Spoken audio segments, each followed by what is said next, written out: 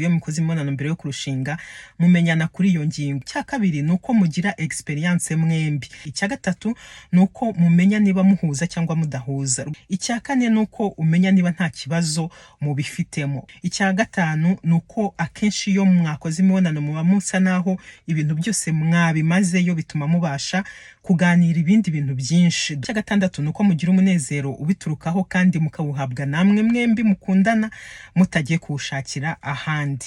Hanyuma icya karindwi nuko urebye amatsiko ashira. Ikindi nuko icyizere cyubakwa. Burya umuntu mwakoranye imibonano mugakomeza mugakundana mugakomeza mukaba inshuti muba mufitanye icyizere. Hanyuma kandi icya cyenda nuko n'ubusanzwe tuzi yuko gukora imibonano bituma umuntu agira ubuzima bwiza mu buryo bumwe cyangwa ubundi.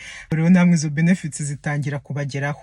Hanyuma icya cumi bituma mwiyemeza, kuko burya iyo mukoze imibonano mugakomeza mukagumana ni nkaho muba mwiyemeje ko